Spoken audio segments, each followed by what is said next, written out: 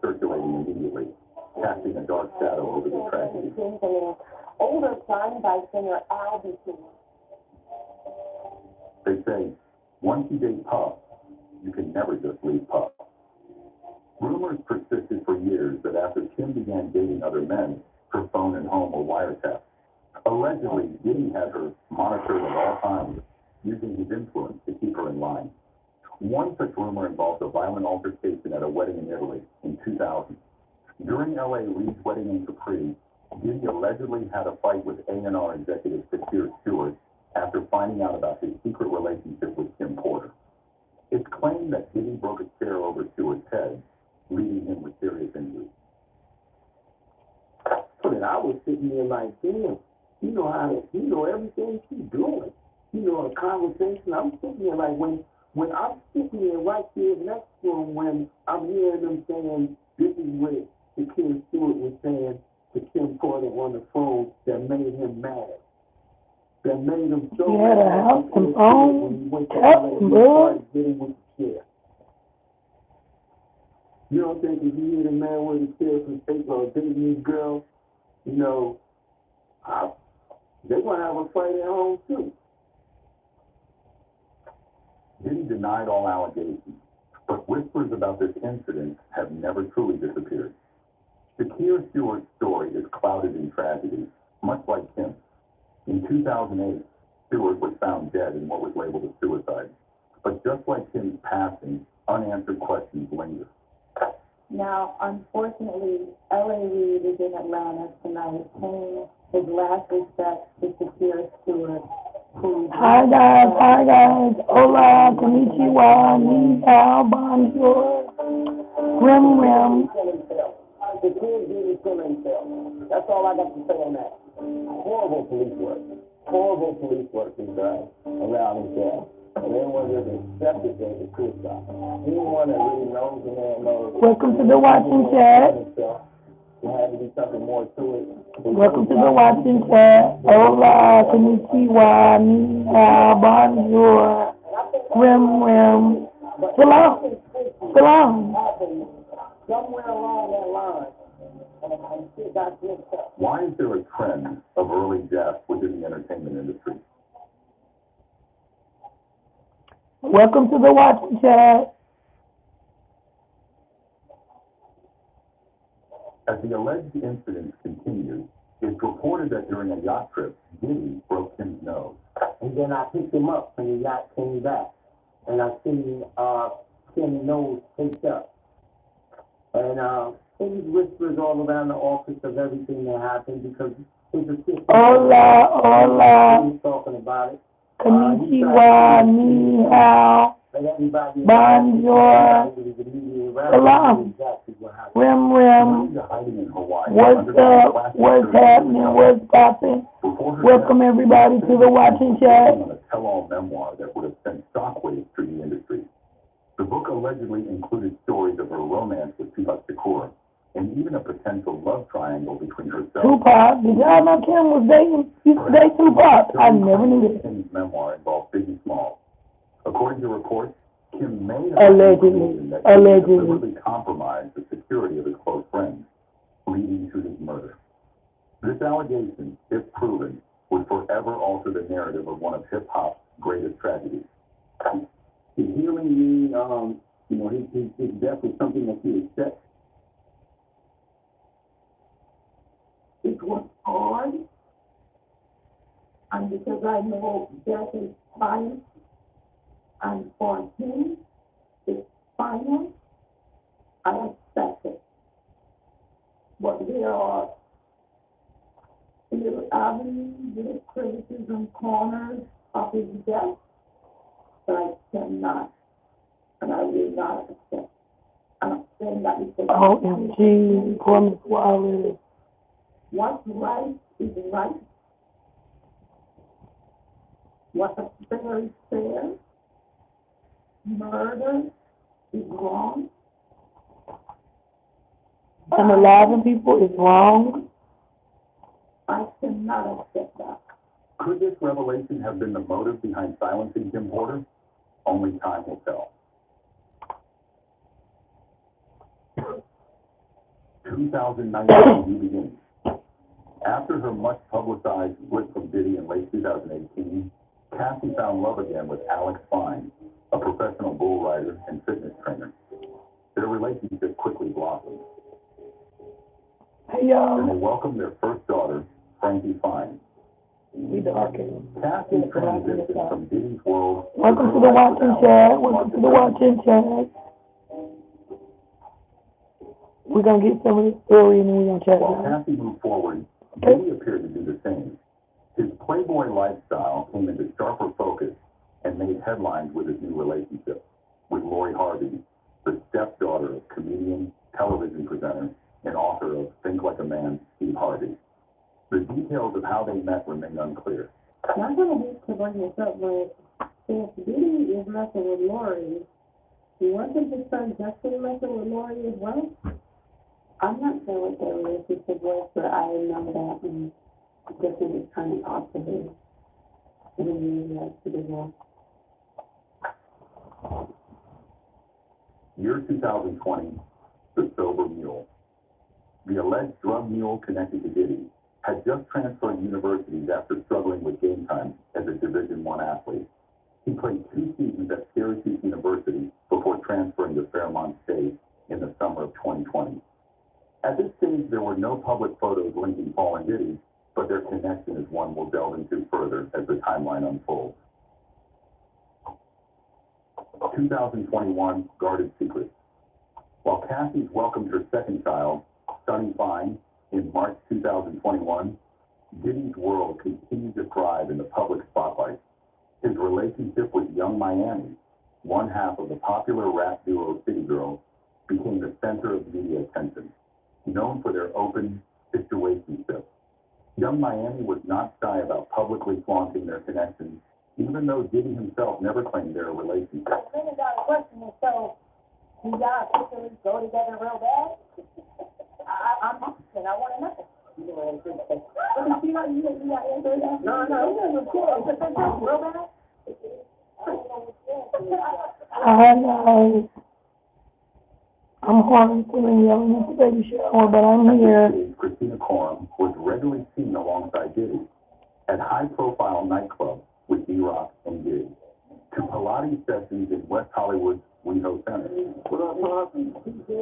Their connection hinted at something deeper.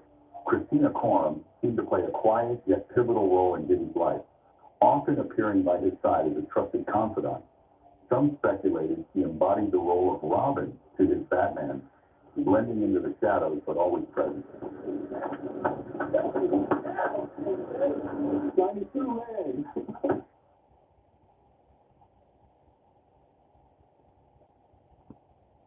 Hi, guys. Hi, Rebels. If there's any Rebels on the chat, welcome to our watching chat. There's a lot going on. So we will watch and chat that. For the last week, my voice died. If you're a Rebel, then you know I woke up yesterday and I was a little voice. No, today I think I need to take shower. So I'm recording and I'm here taking the time out to watch and chat. So what do you guys think so far? What do you think of that? Kim, and I'm still pointing at something. What do you think about what his mom is saying? But anyway, that's it. YouTube documentary, Surviving Diddy. We're watching Surviving Diddy. Let's watch and chat.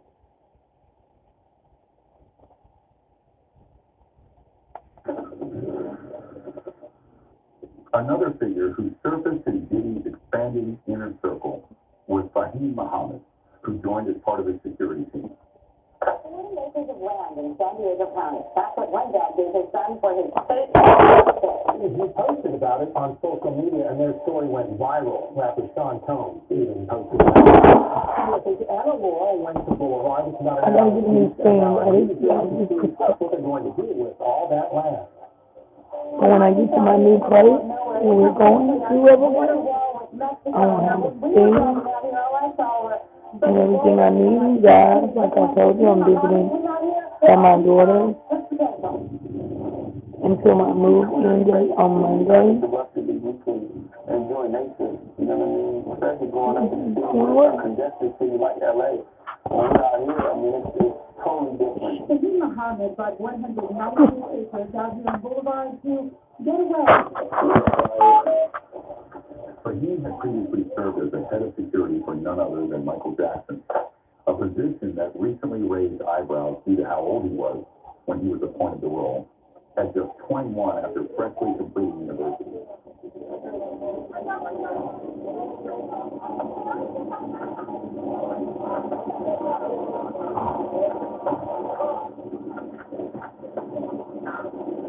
How did he go from a newly graduate to the head of security for the King of He was Michael Jackson security too.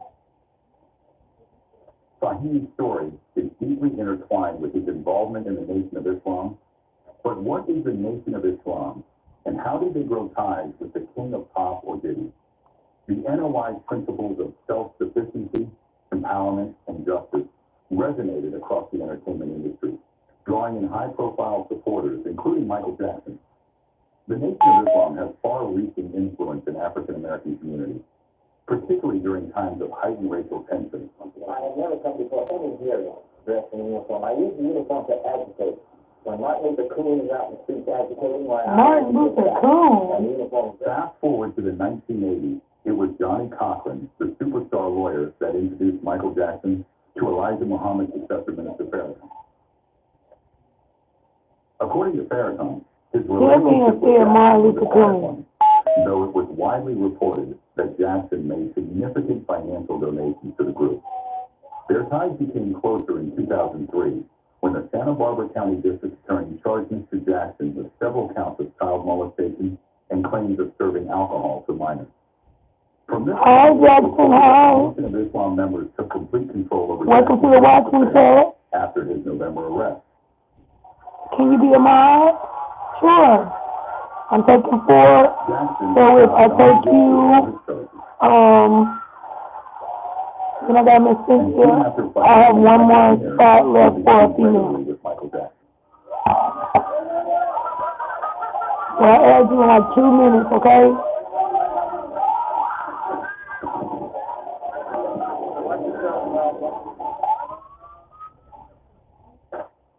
Through the NOI, Fahim allegedly connected with Michael Amir, another key figure who managed Jackson's estate, music catalog, and business affairs before and after the musician's death. He was looking, Mr. Jackson was looking for somebody to fix his library, and we have family with the Honorable Minister Louis Farrakhan, who's very close to Mr. Michael Jackson. He suggested my brother. So that's how our family got to work with Mr. Jackson, and my brother worked his way up to be the chief of staff for Mr. Michael Jackson and traveled the world everywhere. I lived in Dubai. We traveled everywhere with him, and I did the administrative side of the work, except that my brother didn't want to do. I hated it. Following the death of the King of Pop on May 25, 2009, both Fahim Muhammad and Michael Amir testified in court during the Conrad Murray trial. Sometimes when he leaves, he would talk so like that. I never heard his bad screams, but I can definitely say he has come out and a little slower. What was Conrad Murray doing? He appeared to be administering CPR.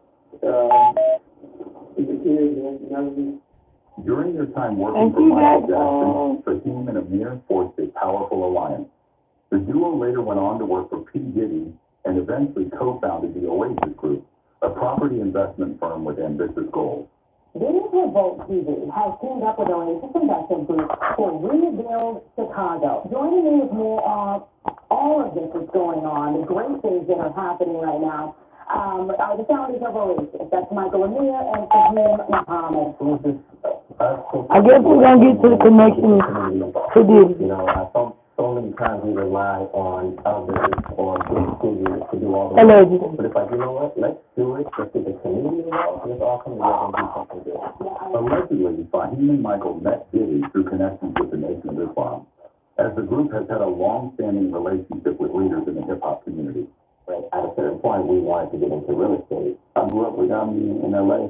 I had a lot of family in Chicago, but never had looked into the real estate. And at that time, in MLS, looking at the different opportunities and seeing properties. But why did a security guard turned entrepreneur get named in Lil Rod's lawsuit as key fixer for the rap mogul? Lil Rod's lawsuit alleged that Fahim had strong ties with law enforcement, protecting Diddy's camp from alleged criminal charges. Oh, allegedly, Lil Rod said that the security through Minister Farrakhan now, the security was around allegedly when the stuff was allegedly going on with Lil Rod. Okay, now I see where we go, because I'm like, how do we go from Survivor Diddy to Michael Jackson security and Minister Farrakhan? But now I see why.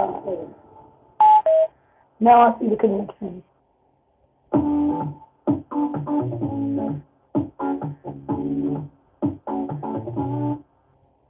2022, graduations and Diddy.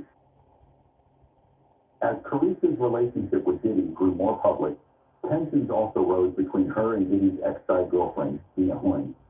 In May 2022, Dina posted a picture of herself with Diddy, prompting a series of heated exchanges with Young Miami on Twitter.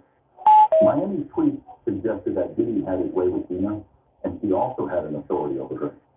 In parallel to the online bickering, the alleged drug mule, Brendan Paul had graduated from Fairmount University after a 2-year stint following his transition. What was you doing with that kid anyway? That's the kid. In a new direction. But how the graduate met Diddy is still a mystery. Brendan was born in one of Cleveland's wealthiest suburbs, Shaker Heights.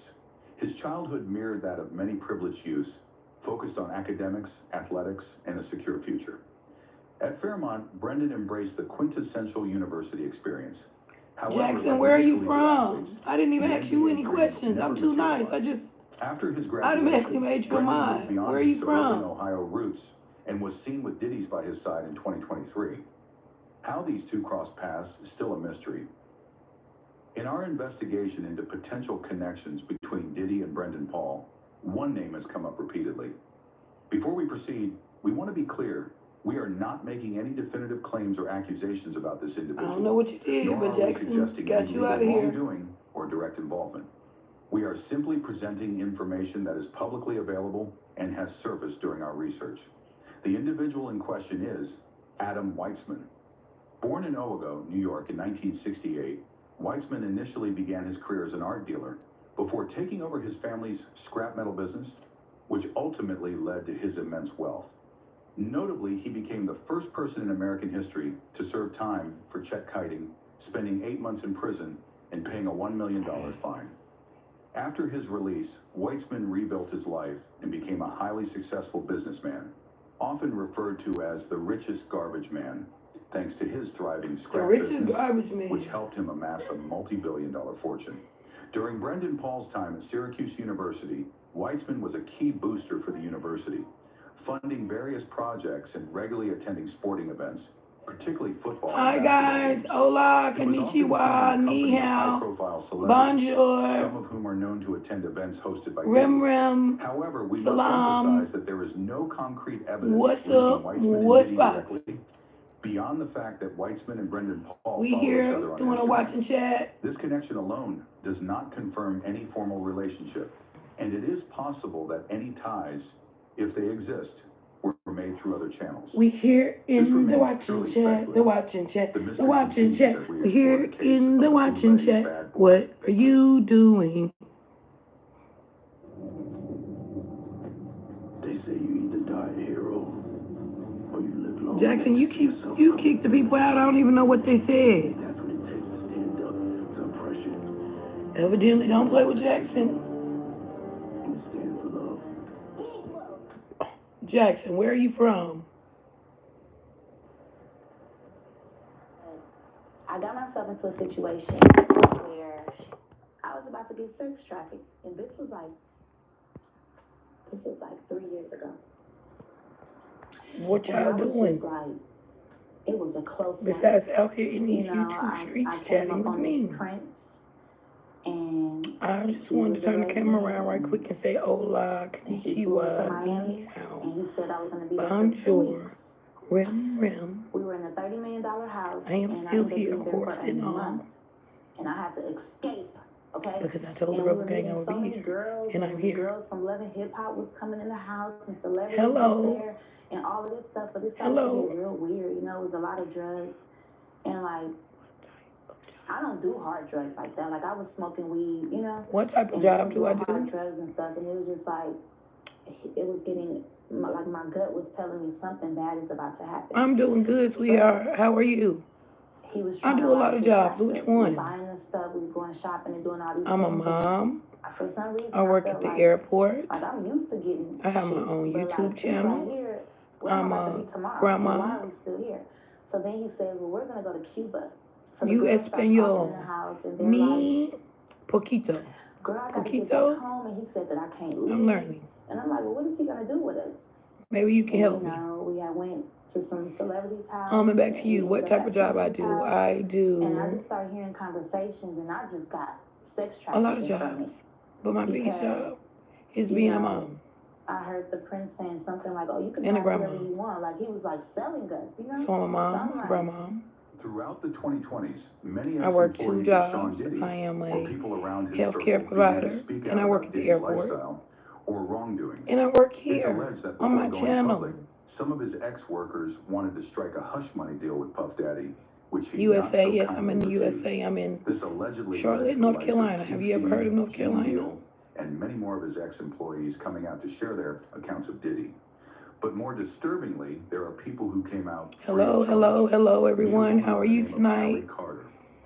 Hola, konnichiwa, ni hao, bonjour, rim. And I was one of the kids that was one of the party favors. And a party favors means that you're set on top of a table and you're used I'm not sure what as that means. a toy. Hi guys, but if you're in the watching chat, can you please go like the video and subscribe for me? Please. I'm trying to grow my channel to 1,600 subscribers in the next 2 days. So if you could, you wouldn't mind helping an old lady out who's really trying to do something positive for her grandchildren. Even forget my children, kick them out the way to the curb. But for my grandchildren. Allie Carter, a woman whose life has been marked by alleged abuse, underage trafficking, and unimaginable suffering, has come forward with chilling accounts involving some of the most powerful figures in entertainment and politics. I'm going to have to she paints a wait till one of picture my manipulation and control, sharing stories of Hispanic underground friends are trafficking here tunnels so I and can know what you're secret saying. cabal within mainstream culture. While her claims have been met with skepticism, the impact of her personal experiences is undeniable, leaving many to ask what You're really from happened to India. Allie. Hi. March 2023. So how do I greet the people Ed in Windsor's India? passing. What does Whitney Houston, Michael Jackson, Maria, Brittany Murphy, and Kim Porter have in common? The same coroner.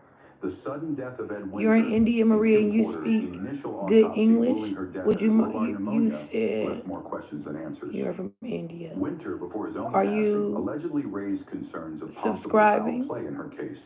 I need Currently, 2 more in female 2024, moderators. Porter's death is listed as deferred by the Los Angeles County Coroner's Office, signaling a need for further investigation, Hi, including Mama toxicology Michelle. reports and interviews.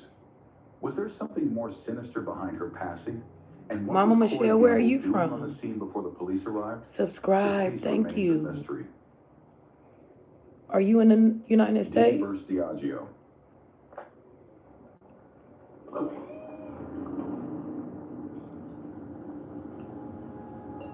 Oh, I look like 6 red. Turn the light on, do I? Maybe it's today's wig. Texas. Everything's bigger in Texas. Everything's bigger in Texas. Shut up.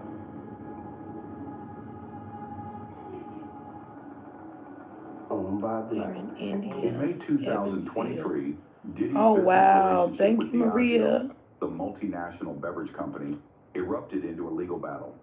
Thank you, Diddy's Jackson. partnership with Diageo Yeah, because began I was in like, how you going to be 2007 one of my with the moderators marketing and you of ain't Ciroc vodka, subscribed? accused the company Yes, of it's racial true. discrimination Everything's in the big in marketing and Texas. distribution of his DeLeon Hey, tequila. yo. He claimed Diageo typecast his brand Yeah, as we only gonna start for watching urban the. or black Well, consumers, it is a watching while channel. favoring other brands like George Clooney's Casamigos, Mama which received more Michelle resources and Miss and Maria. attention. Now, let's get Would into either this. one of you like to be a moderator? I need two female moderators. By the time we get to this 2,000 subscribers But basically, on the Rebel Gang. Wrong to have a emoji. meeting with Diageo, What emoji? and they knew My that I hat was emoji? trying That's to not change emoji, things that's in the me. culture. And they were trying to fix their diversity problem. And through that, a meeting was set up, and I told them, you know, I A want moderator, Mama have these Michelle. A ideas moderator from is promoting when parties people that are I was coming to chat just and remembering I'm that not I paying would any always get the attention door and they're never being get the bar. disrespectful And so I and said, rude, I you can keep them out. aspirations to You have can kick them out. black-owned brands owned by black people behind the bar and a part of your organization. That's right. They're the As biggest someone who makes distributor of sure spirits in the anyone's world. not doing anything Biggest bad, being maker of spirits in the disrespectful world. or So, rude or we get a mean. test project. I'm looking at their portfolio. They said we could start something. All right, it's done. Mama Michelle is And I remember one night, one of our new I was having a great moderators. time We got with two. Ciroc. We got two, I had Maria Ciroc and Mama made by Michelle. grapes. We must be in the I remember, M's tonight. you know, Big having mamas just in the greatest time. building. And so the light bulb went off in my head. I said, I don't want to wait and develop nothing. So let me show you do what my I can do with moderator. Ciroc. Let me show you how I could turn your revenue around. They were losing $40 million a year. And I went and turned it around and took it to 2.6 million cases. I had to send my people down to Mexico. We in the building. I'm so appreciative of y'all. They went down to Mexico. They better not fuss with you. And when they If got they down fuss with you, you can kick them they off found the channel. out that there You can was kick them out the zero Rebel Gang. Because we gonna grow, Mama Michelle. for DeLeon. So there was no I don't know what y'all faith is, There was no but on this channel we have faith the other brands, and they we had study agave planet. other people's faith They had no agave planet for me. and other Sometimes people's you have to go check even religion. your And partners to see we, what's really going on. you know, And so everybody when I has their saw opinion, that, everybody has I was their like, own nah, religion, I'm gonna everybody fight has this. their It's own bigger than me. culture. It's about not just But as me, long it's as you're a about good we, it's about person all of us. So I chose, and you love I chose God, my purpose. then hey, I chose my purpose over you can be a member of the Rebel and that's the Gang. whole DeLeon situation. Yeah, you brought up Diddy's lawsuit aimed to expose the racial bias within the corporate That's sphere. right, Though Diageo Maria. denied Like, the I claims, love learning stating they stuff. had made efforts So to repair the strained let me relationship explain with to Combs. my three new The case mods drew a little bit significant about me. attention, Okay, not y'all? just because of the racial Because you should dynamics know. involved, but also I'm because of Diddy's 49. prominence in the I'm a spirits mother of industry. 4. I have Some a set of recently twins argued that the legal and a girl dispute and a boy. So jeopardized that means relations I with the was hand pregnant that 3 had helped Diddy times. climb into the I was a billionaire teen circle. mom.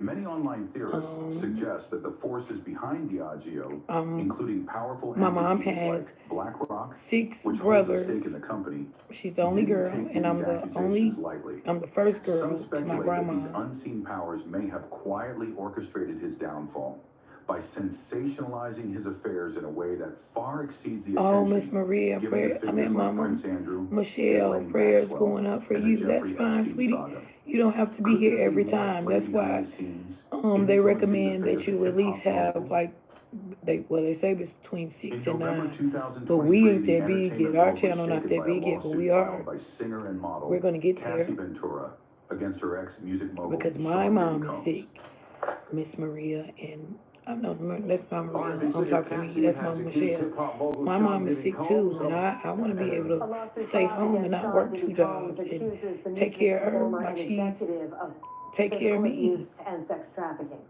The singer Cassie says the incidents occurred Oh throughout yeah, I her bet. 10-year How long relationship have you with been Combs. First, it was filed under a down? law that allows alleged sexual offense victims to file past the statute of limitations. Cassie says she wanted to speak out before that law expires next week. Mr. Combs has denied all the allegations. These shocking allegations stood in stark contrast to the glamorous public personas both Cassie and Diddy had cultivated over the years. Oh, I hate to hear that, Mama Michelle. Well, you just gained a children, a kid. Serious claims against a powerful figure in the music industry. Echoing these revelations were and I'll be right there with you. In 2018 by former adult film star Praying, Mama Michelle. I gotta keep that in my prayer for when I go out. Often taking business calls during these acts. Oh, His statements fueled speculation about the nature of Cassie's involvement Maria, in what that's some sweet. refer to as freak-offs. Was she a willing participant or a victim ensnared in a toxic dynamic fueled by Diddy's wealth and influence? That's right, you're gonna recover real an active participant quick in these encounters, even recruiting her partners. Thank you, Maria. You seem like a beautiful soul also. I try to be. Cassandra Ventura writing in a statement, I have decided to resolve it's hard. amicably. It's really hard. This world is really hard we live in. So that's why I just try to love everybody and support everybody and learn everybody's culture and how they lived and how they grew up. Some people may grow up wealthy, some people may not. 24 hours after the I'm not lawsuit's rich. filing, Cassie and Diddy reached a swift settlement. I didn't grow up all the way financially wealthy, but I'm gonna say not all the way poor either. With no admission of because guilt. my uncles and family always made a way. Dubbed by some as the fastest Mama settlement in Michelle is history, 48, sparked intense has 3 speculation. kids, Reports suggested 2 that Cassie threatened to stepkids, and 3 disclose more grandbabies. damaging details, which may have Oh, compelled shout Diddy out to settle quickly, Caleb, averting a Gypsy, potential and scandal that could Emily. further Hi, tarnish his Emmy. reputation. Following Cassie's allegations, Diddy encountered immediate We supposed to be repercussions in okay. his We're business gonna ventures. check out a little bit He more of the video, temporarily and we're gonna stepped get down as back. chairman of his I'm cable gonna television find me a network, haul, Revolt. and then I'm gonna come In right back. December 2023, Oh, that's that he lady faced too. Look yet at this another lady. lawsuit. This time from a woman who accused him and 2 other men of rape. Back in 2003, when she was just 17. If found true, these are shocking Oh claims yeah, I got fur added to his babies list of and fur allegations. grandbabies. Following Cassie's claims, Cody, I think he the over there facade asleep of Diddy's now. perfect life began to He unravel over there. before our eyes. They say there's no smoke without He's fire. a Frenchie. Throughout the years, there were many stories about Diddy. Yeah, we was talking about Diddy. Not every rumor should be believed. But at this stage, we were talking you about can't Diddy, dismiss things until you know Trump, the truth. 2024, Kamala, Dirk, whatever we want to talk about. But we were watching this. I was watching this because it had some new. This is Surviving Diddy documentary part 2. So I was watching this because it had some stuff that I had never heard. For all of them, it don't matter if you Diddy or whoever you is. Right. That's what they say. Never meet your heroes. That's all. And anyone who takes that the wrong way, know why they take it the wrong way. Now, I had to turn down $50 million. Cat gonna tell it, baby. Cat gonna tell it all. 4 times. Every time. To protect my integrity and that virgin hole I was telling you about. Right. Because P. Diddy be wanting to party. And you gotta tell him no. You got to tell him no. Allegedly. Following allegation, his son King Kong released picked aside a message to all of those in the industry. I apologize to anyone this video may be embarrassing to. I've been working on an album. I took a year off straight working on this album. That album is a love album, Off the Grid by Diddy. And it's Grammy nominated right now as we speak. I should be That's the little Rod guy. But the truth is I'm not. Now to the growing problems for Sean Diddy companies. Yesterday we told you how federal agents searched 2 of his Jesus properties. is staying. I promise you guys, when I move in my new place Monday, and I'm taking you guys with me, so stay tuned. We're going to have better stand, better lighting, better everything. But we're visiting my daughter, so does this appear to meet the legal we have to standards use for the stand that we have. I'm so happy and thankful for y'all and grateful for y'all. God bless all of y'all. Madness of 2024. From Lil Rod's legal battles to shocking. Don't I just love who, Mama Michelle? 1,000 bottles of baby oil lubricant in those raids. I don't think it was 1,000. I think it was a lot. I mean, there's a Maria, just your name gives me and the individuals implicated will uncover the goodness. truth behind these sensational events. All the Marias I know that work with me, they were good, and we always end up friends. objects at and drag victims, at times by their hair. All right, Mama Michelle, good night. Make sure you check in with us tomorrow. My name's Tony Butler. I'm here in Houston. Let's see, let's set a time. I'm licensed in Texas. Maybe between 10 and 11 a.m. Be checking in to see if the rest of the family is here so you can meet them. As many of you know, Yes, Cat Williams gonna tell it. Have been at the forefront of some of the most important litigation in the United States. We like the tough cases. We thrive in the complicated. Cat Williams he told it. Shit, he been told the it. last 25 years, some very big and very important cases. I believe that this one may surpass Maria, them take all. your medicine. I ain't gonna take mine yet. My knee is hurting too, but I ain't gonna take mine because I'm gonna go to sleep on y'all. I have some more than 20 years. pain medicine for my knee. And many entities involved. And we're going to follow this evidence wherever it takes us. We will find the silent. Good night, Mama Michelle. Loves and kisses. Tell everybody I am a rebel, okay? A member of the rebel gang. We will pursue this matter, no matter who the evidence.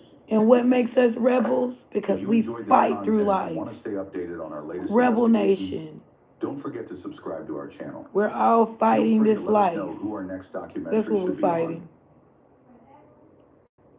I've Life. never voted for Trump, but when he was president, life was a lot better. I trust him on the economy. What do y'all think? Do y'all think when Trump was president, life was much better? It wasn't too good or too bad for me. I can't tell the difference because I've been poor. I've been struggling. I've been in the same situation. So no matter who was the president. Trump does support So hey, I don't know. for rape, incest, and the life of the mother. Oh my God. His position is my position, and that's why I'm with Trump. And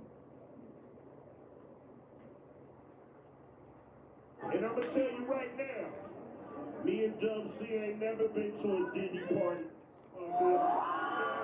Ooh. As you all know, Diddy has been Ice Cube the shade. Everyone is discussing the so-called Diddy parties, which are attended by many rappers and famous people. From Y'all know y'all was at the Diddy party. Leonardo DiCaprio. However, there are rappers. Now y'all don't want to be Diddy friend. Don't run now. One of them is 50 Cent, who has been Don't run now. Puffy for many years now.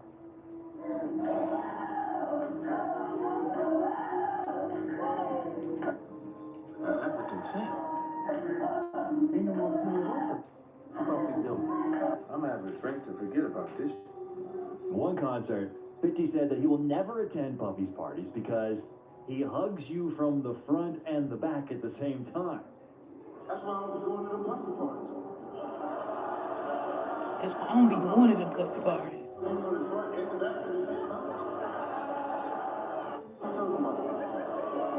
Baby, I don't be going to them Puffy parties. I was invited.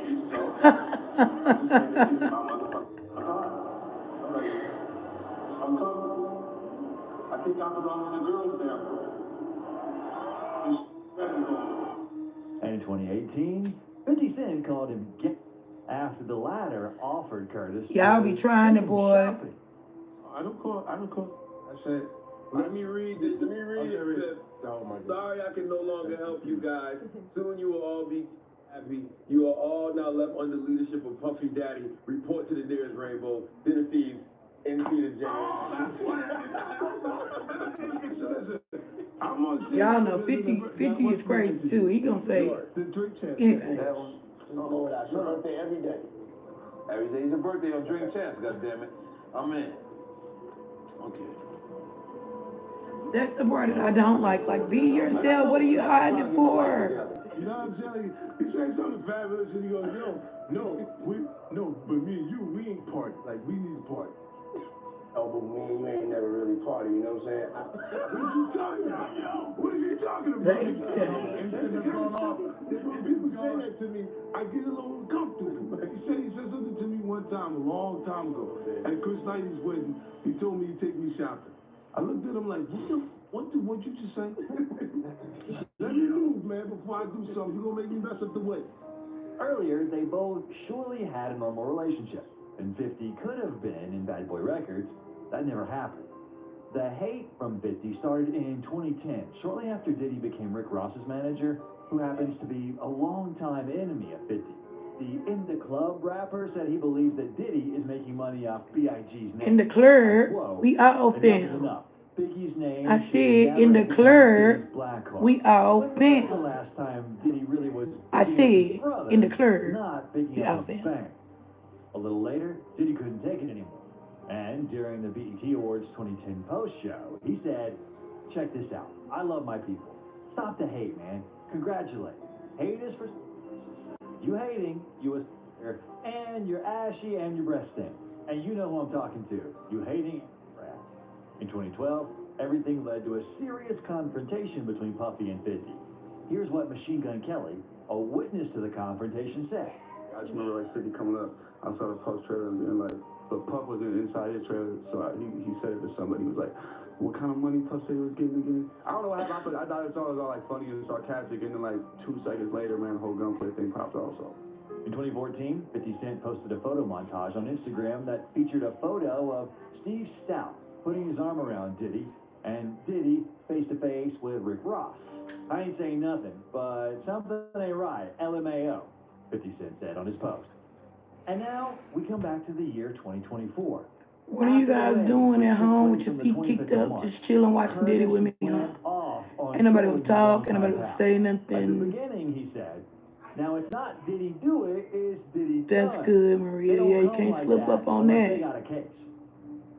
A little later, a video surfaced online showing Diddy riding around Miami on a bicycle, and 50 just couldn't ignore that. Smile, bit. Smile. Damn. Last seen on a bike, Diddy's pop. Further, he shared footage of Puffy and Tyson's awkward appearance together on the Keenan Ivory weigh-in show in 1998. During the interview, Tyson held Diddy's hand up to show off his jewelry while saying, it truly is about the Benjamins, referencing his classic 1997 song with Biggie, Lil' Kim, and the Lox. It truly is about the Benjamin, man. DC. Oh, yeah, DC truly is about the Benjamin. Well, now, When reposting the clip, however, 50 claimed that Tyson wasn't happy with the positioning of Diddy's hand and was instead moving it away from him. Ha ha, look at Mike.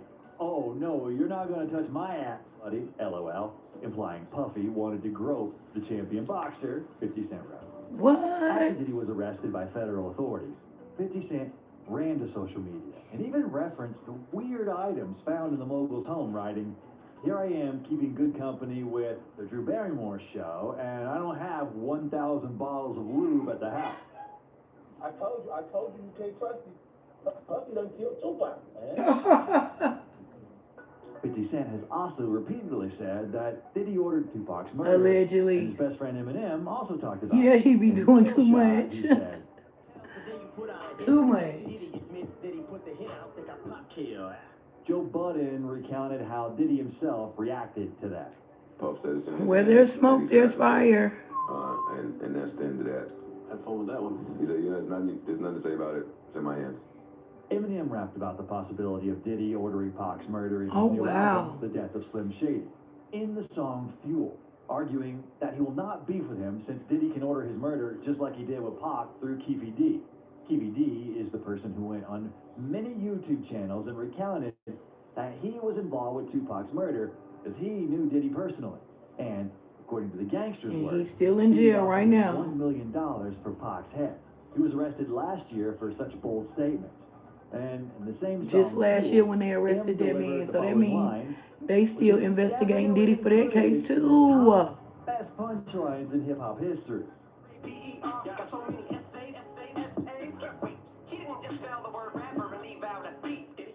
And so, R-A-P-P-E-R, spelled without a P, spells raper or rapist. Oh my while goodness. S-A's is short for sexual assault. Also, Eminem spoke out about Diddy and other songs on the same YouTube, album. he said For that. example, The video said in the it. Bad One Greetings track, from he rapped about a Diddy party. Texas. And me offending you is nothing new. It's what I love to do. Hi, yes, I love Texas. Screw with you. And Mama yes, Maria money just went is to bed. true. She from Texas. One of my moderators is from Texas. Because everything's bigger in Also, Texas. in the Antichrist track, Marshall recalls a terrible My dad was moment with stationed in Diddy Texas one beating up time, his girlfriend, Kathy. San Antonio, Texas. Yeah, everybody making money off of him, Maria. Remains a mystery. But there's not concrete evidence. Oh my that goodness, they everybody ever had a good is. relationship. They were once on the same stage when Diddy was handing Marshall a Grammy in 2003 for the best rap album. Many in the comments noticed that Puffy half-heartedly announced the winner. Yep, easy. And what happened to him? We don't even know what the truth about what happened to him. And now that all this stuff is being exposed, like you really don't know. Already offended by Eminem at the time, as Slim Shady was back then mocking him in tracks. Because you love me, you saw the sex so much of me, you little goofy, get off, go Puffy. Further, M wanted to hook up with his then-girlfriend Jennifer Lopez, and who knows what kind of reaction Diddy had upon hearing that. Sorry, Puff, but I don't give a f*** if she was my own mother. I still with no. The song was released in the year 2000. Yep, we don't know what happened to Easy. Diddy and Lopez broke up, which Suge Knight would go on to gloat about and mock. Whole thing about it, P. Diddy, P. whatever, we need to leave Puffy alone. Anytime a guy I want to come back to Texas. Not when it's so hot now. I bet you it's a good time to come in the fall. How much he needs this woman, how much he misses this woman, and just do everything he can for this woman. And she turns around. This ain't Texas. It ain't no hold on. Down, down, down, down.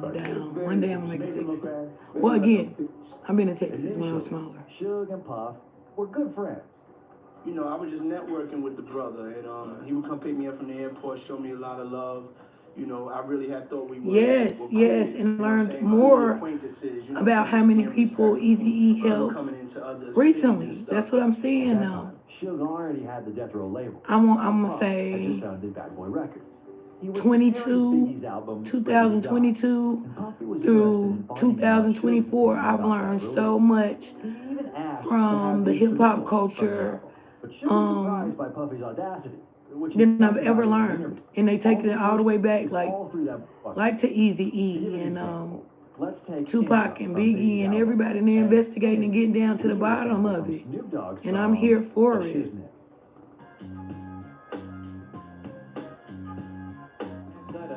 Yes, I know. In general, Suge was seriously angry. He helped a lot of Hispanic rappers. Appear in every one of his protege's projects. He didn't allow the artist to grow. Briefly speaking, according to Suge's opinions, Bad Boy Records needed fame, not money. I see the chat going up and down, so if you're new to the chat, welcome to the watching chat. Hola, konnichiwa, ni hao. Everything changed, and Pac accused Diddy of taking part in a robbery that happened in New York at Quad Studios. This is why poppin' became Suge Knight to him. And so, at the Source Awards in 1995, I try to meet my subscribers and learn how they greet each other in their own culture, so I can be able to greet all my people, and we can learn from each other.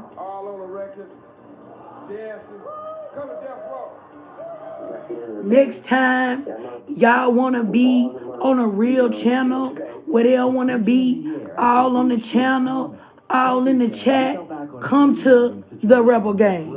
Saying it was the scariest situation of his entire life, having the power to start something.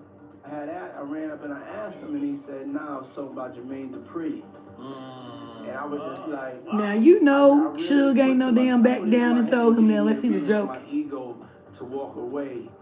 Next, a confrontation occurred in Atlanta between Death Row and Bad Boy Records, in which Suge Knight's friend Big J was killed. See, that stuff goes so big. It's just been going and going and going from the 90s to now. I don't know what the hell Buff was thinking about. You ain't think none of that stuff was going to come back and slap you in your face. Part of that incident when, just like Suge, he could have gotten shot. Evil never wins. In any case, Suge was terribly angry at Puffy. And at one Death Row party, a person from Bad Boy Records showed up. Suge, together with his gangsters, beat up the guy nearly to death in hopes of finding out where Puff is. The most disturbing part of all that is that they forced him to drink urine. He might have got a few punches, and he probably drunk about 20 shots of piss. You know what I mean? There's one of them Suge Knight is currently in prison. This didn't prevent him from speaking out about the latest news of his long-term acquaintance. Oh, no, I never heard of that, John. We're going to have to look into that. I tell you what, Puppy, your life's in danger. Maybe we'll go dig up and watch some stuff on ECE tomorrow. Either you're gonna be standing up or squatting, sitting down, and go down the rabbit hole. I advise you to try to take the first one. Because if you squatting on the seat, you know what that means. Oh yeah, by the way, do not do your time going by. We got, it's 12:10, guys. I'm going to be leaving probably at 12:30. I'm going to take a break. It depends. I don't know. Take a break at 12:30. And I may be back. It is a fact that Pac hated Puffy up until his death. He dissed him a few times in his tracks. Between 2 and 3. I don't know, y'all. And I might just stay on here and leave it on. In his post-mortem album, The Don Illuminati. Because I can rest on here. And I think that's what I'll do. Just time y'all out. Guys, if you're in the watching chat, hit him up. If you want to help a sister out, please go subscribe and double tap and like the video. You know what I'm saying? That's how. And please help a sister out. That thing hurts to this day. Okay? In some instances. Someone who's not ashamed and honestly telling you that I really need this channel to work for me, for us. However, years later, the members were ready to leave Bad Boy. I have all my faith in you guys. I am dependent on you guys. I love you guys. Please like, share, and subscribe and work with me to grow and build this channel. Please hit the thumbs up, guys. Without Bad Boy. It's probably after the argument with Diddy. Yeah, Miss Maria, we learn something every day. And that's the purpose of our chats, our watching chats. To learn, grow. Even after leaving, the guys continued to have conflicts. And we don't have to talk about these entertainers and entertainment all the time. We got other stuff to talk about. Our mental health, our health and our mental health. We're not going to be leaving those topics out of our lives. Oh, what they arguing for? Wait a minute. Yes, love you back, Miss Maria. When I get this other phone, around November the 1st for them to call in and the email, I'm going to make sure I send you a gift. And pleaded for their publishing. They claimed that Diddy owned 50% of their publishing. Diddy later told Hot 97's Angie Martinez that he owned... Hi guys. If you're new to the chat, the watching chat, please like, share, and subscribe. Hola, konnichiwa, ni hao, bonjour, rim, salam, what's poppin', salam alaikum, what's happening in these YouTube streets. And hello to you, Brian Graham. Please go subscribe, Brian. Check out all my new shorts. Please like them and leave your name. Nah, man. So my Diddy staff said, who? Oh, I never. No, I didn't know what you meant. Nah, I haven't spoken to him. I mean, somebody should. somebody. No, man, like somebody should reach out. I heard 50 say that before, right? 50's like, yo, somebody better reach out to him, man. He should definitely go talk to somebody. Absolutely. He definitely should go talk to somebody. And that's what he should have did. He should have went to go talk to somebody. Diddy also had problems with. If you was having problems with your sexuality, let it out. Be you. This video. Then here, he tried a few times. That would have avoided all of this. If he would have just owned. Oh my goodness. One of these. Yeah, you a savage devil, all right. And Kendrick Lamar. It started when, in the control track, K-Dot said that he is the king of New York. Even though this entire verse didn't appear as a diss, but purely as competition.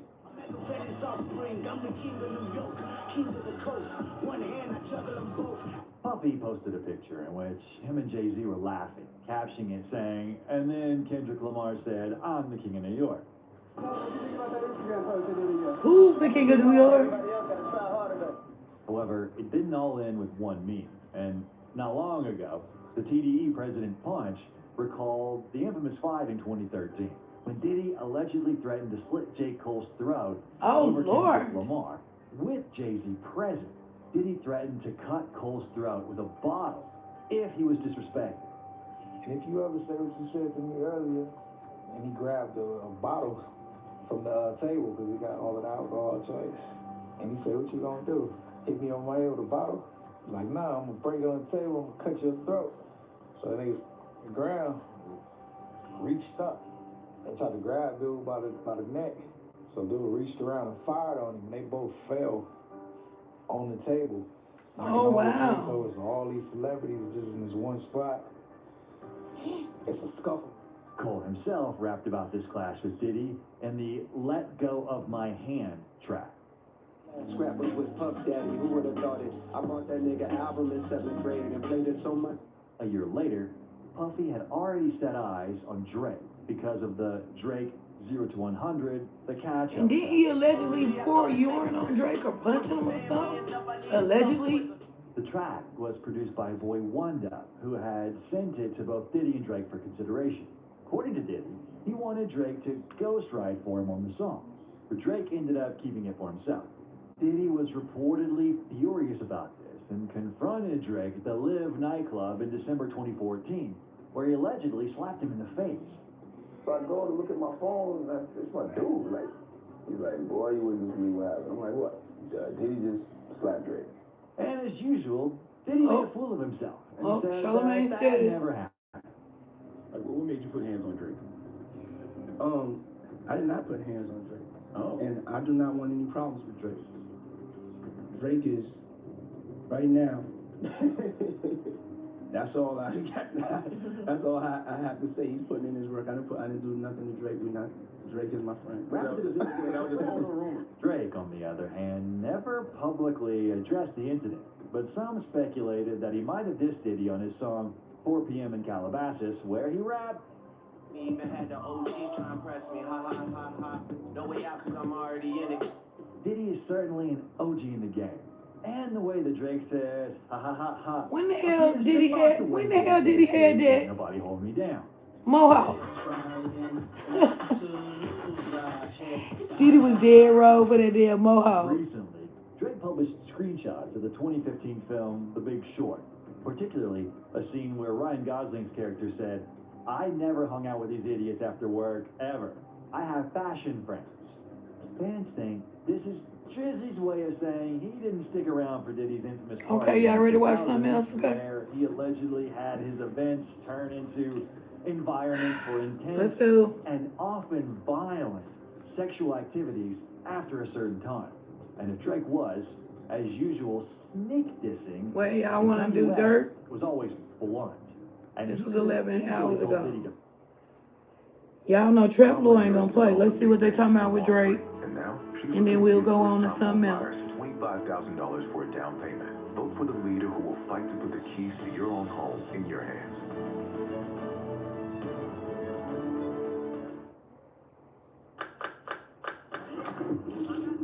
You been in here all this time? Gaming? I forgot you was in here. I know I seen you earlier. I hope you subscribed. Joe Dirt.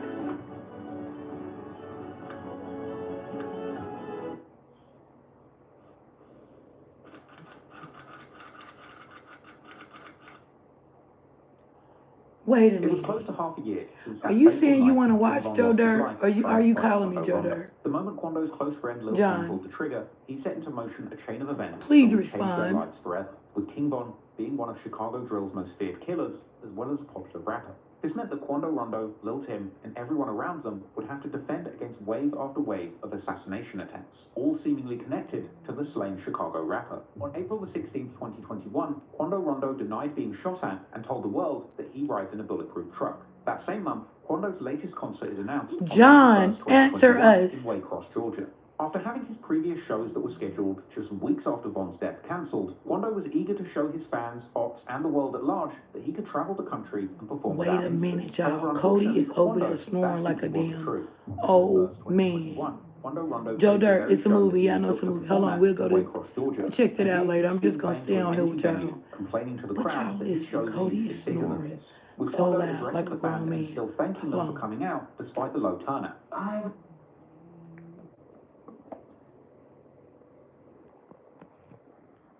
We gotta be quiet so he won't wake up.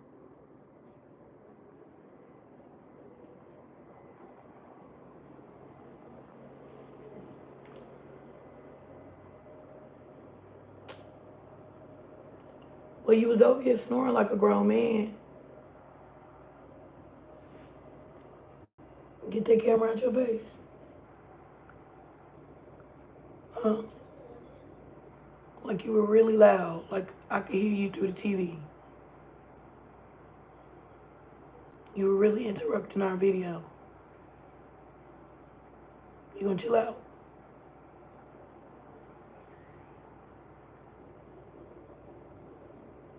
Okay. I'm sorry for interrupting you. Tell the people bye. You got an attitude. I know you don't got no attitude. I know you don't got no attitude. Because you was over here snoring so loud. Okay? Bye. He is spoiled.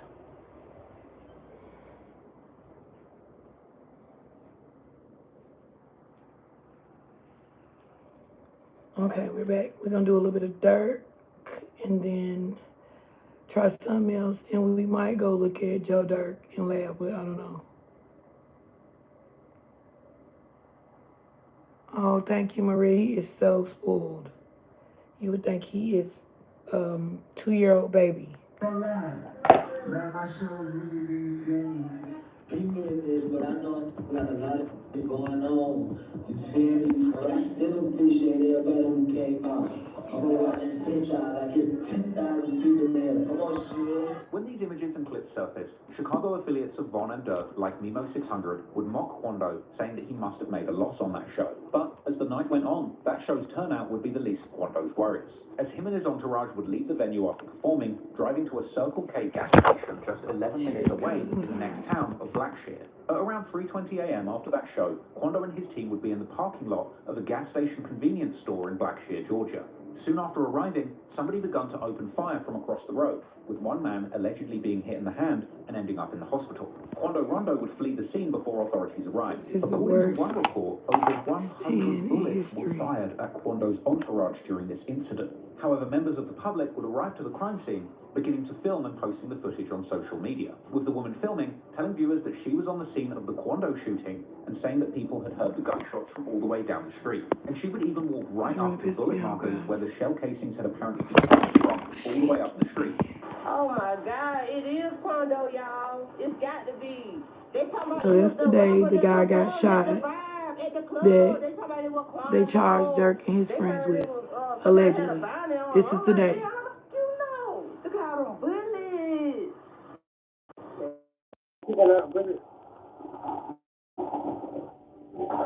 It was unclear who exactly was responsible for the shooting. Quando's office in Savannah, the gang S8K, or the Section 8 kid, would post seemingly referencing the incident, with a caption saying, "Get that gang," which, if you didn't know, is actually another name for King Von's gang, along with audio from Lil Durk's song, Hellcats and Trackhawks, that earlier song where Dirk says that he's looking to catch somebody lacking at their show. Now, it's unclear whether S8K members were taking direct responsibility for the incident or simply celebrating a hit sent from Lil Durk or Von's crew, Get That Gang. However, a black disciple from Georgia seemingly claimed responsibility for this hit on social media, leading people to believe once again that this was a hit affiliated with Lil Durk. Naturally, due to his extensive affiliations with the Black Disciple Street Gang, of which King Von was indeed a prominent member.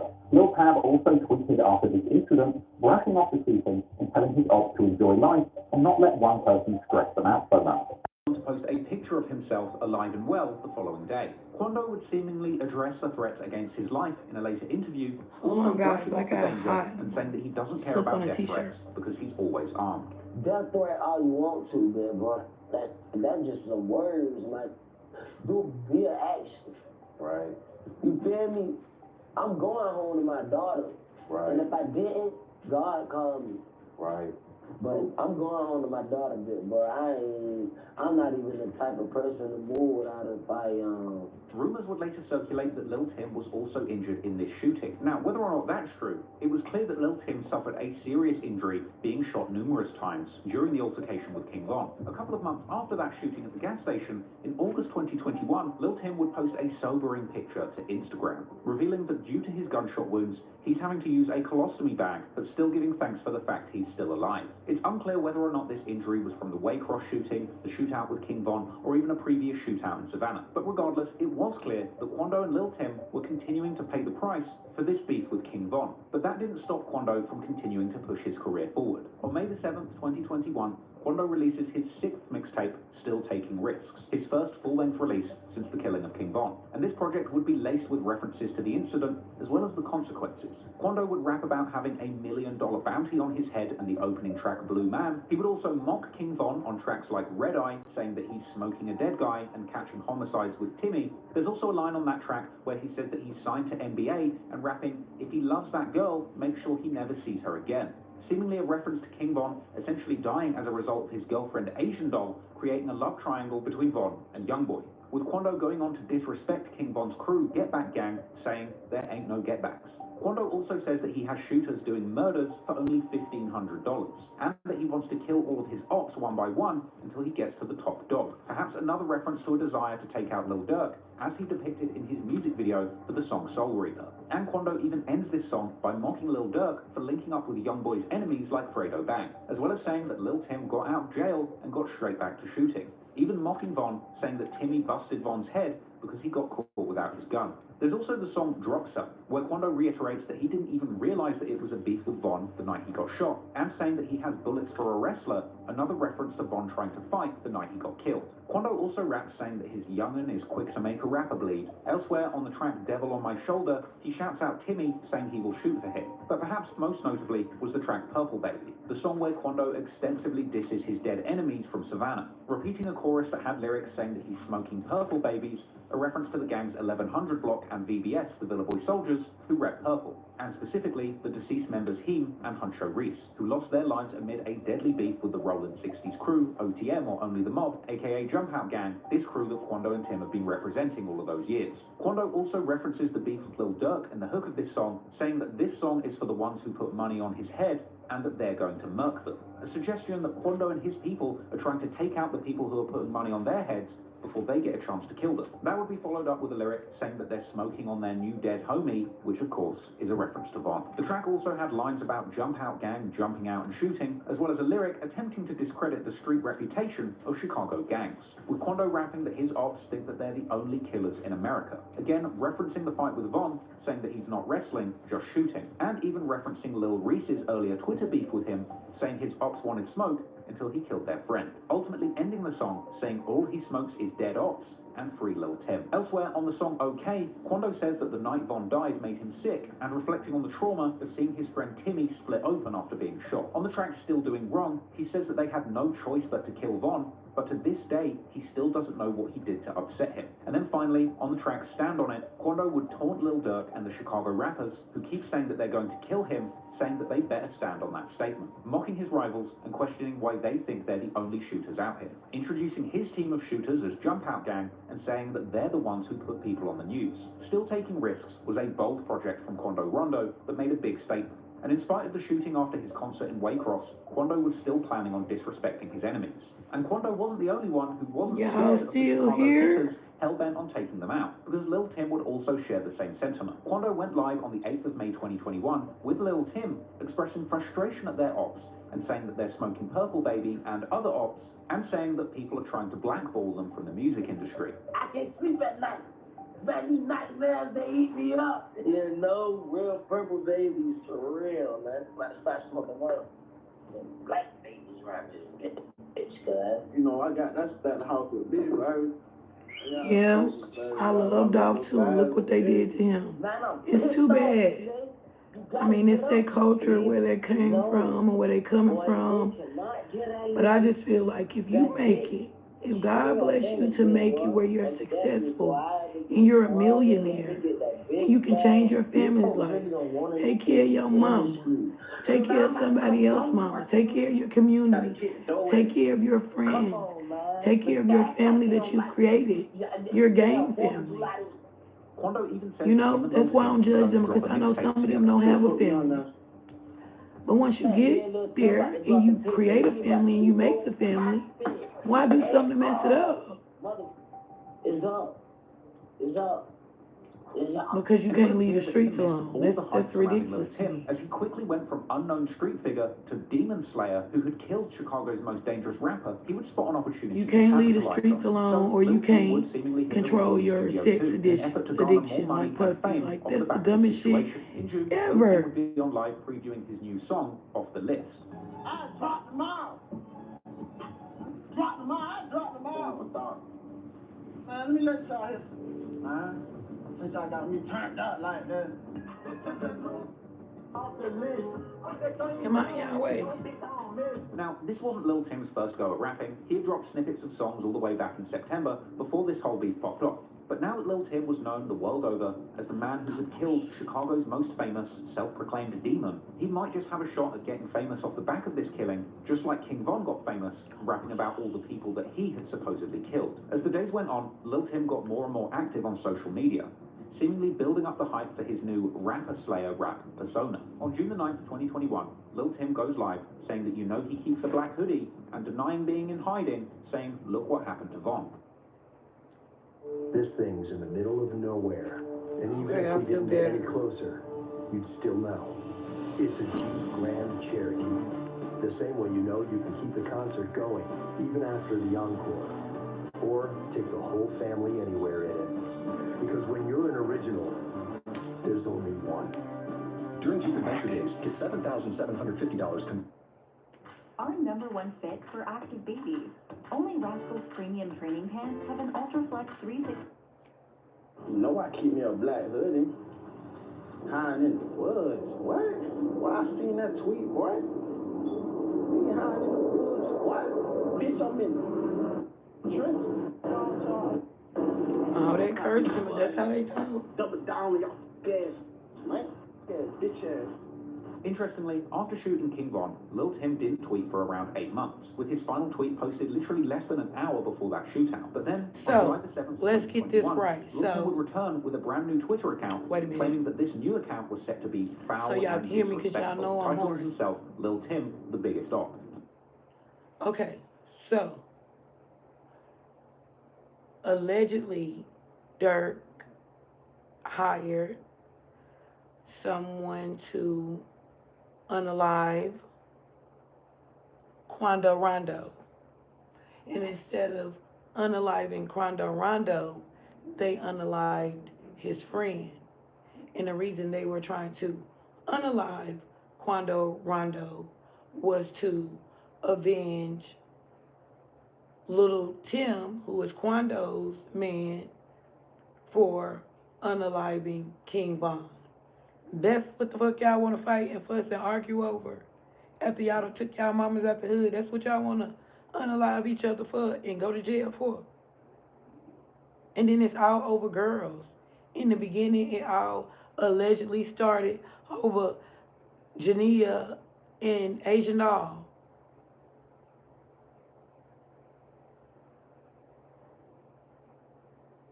Now, Asian, she ain't going on to nobody else. She might, date around or whatever. I love Asian. Date around or whatever. She's a young girl. She can do that. But, be with somebody like she was with Vaughn, I haven't seen that. But Jania was tired of young boy dragging her, allegedly, and keep having them babies. So, Bantner, big Jania Bantner. She my favorite out of the baby mama. I sort of like Star too, but that's it. Jania and Star.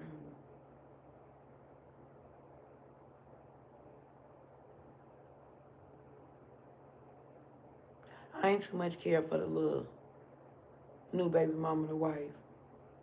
Jania and Star my favorite, yeah. But anyway, so it all started over Jania and Asian over females. Y'all have all that money.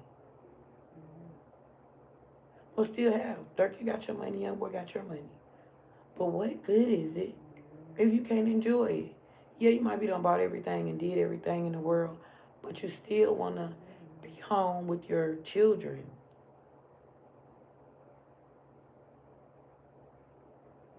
And whatever Dirk did, I think over the last year or so, I've seen some remorse in that young man. He went back to his faith. He's a Muslim, and they're going to support him. And I know he got mad prayers, like I told the rebels this morning. I know he got mad prayers going up from the Muslim brothers because they stick together. And it's just really sad to me. But I be trying to get down to the bottom of the story because it'd be so ridiculous to me to just throw that away. Watch people like me and other people striving in the world who just don't even want to be rich and all of that. We just want to be successful and just be able to take care of our families and provide for them a portion of what y'all got. And y'all throw it away like that and hurt your moms and leave your kids. It's just dumb. But anyway, some more watching chat. We're going to change this. I'm going to check the comments. See if we want to go on from some of this. But this gave us the moral of the story. Where it started from, why it happened. Dumb shit, dumb shit, dumb shit, and more dumb shit. And this is what you guys have done. And I feel so sad. Like they're my little cousins or something. Well, I claim young boy, Sharonda got to share him. He my adopted son, and little baby is my adopted son. And I don't play by them.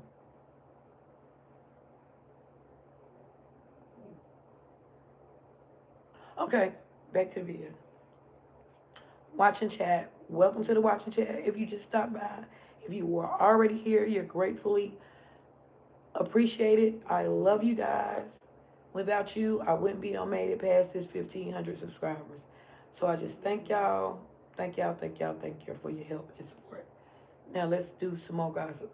Lil Tim would swiftly begin liking other posts on Twitter of people saying that they're smoking on Von, as well as reposting a tweet by Quando Rondo, seemingly referencing that moment where Quando helped a wounded Lil Tim into the hospital. Oh my God, I'm getting so old, I can't even get up. Lil Tim would post up on Twitter with his friend saying that I told you I wrapped it up. We can't be friends, even attracting him a like and a follow from hip-hop's biggest troll, 6ix9ine. Lil Tim proceeded to post clips on social media showing that he was outside in these streets, on the front line. Outside in these YouTube streets, that's what we at. Outside in these YouTube streets.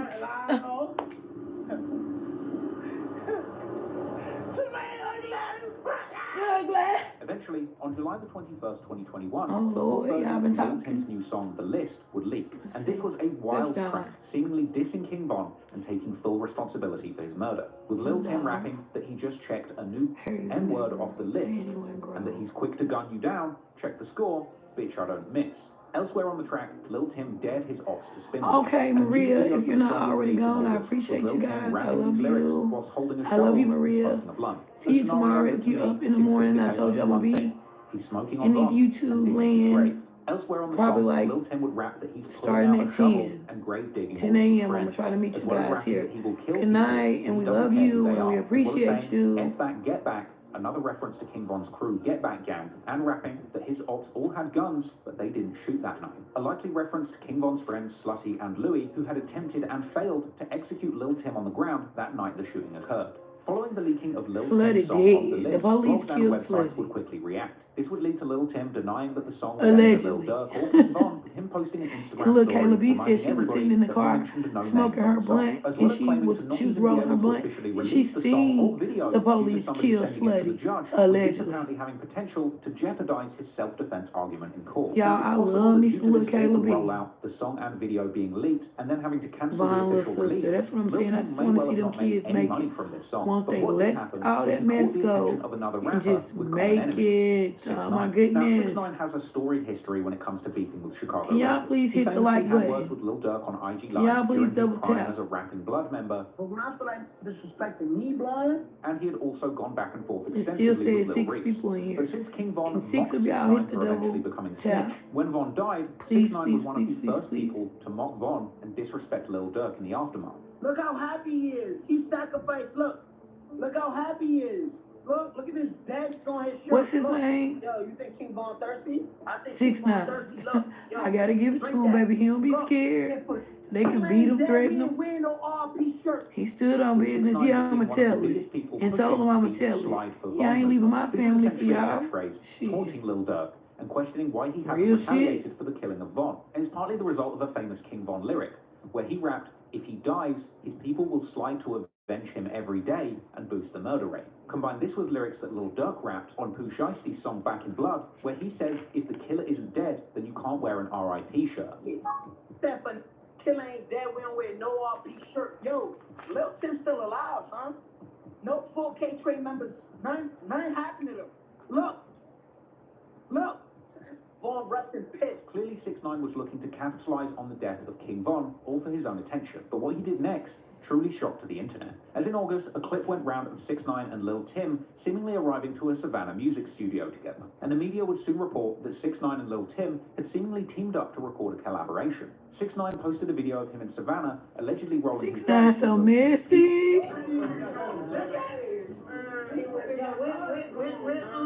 Needs to be messy. They got to fight, baby, because the way I seen him whoop him on one video. Go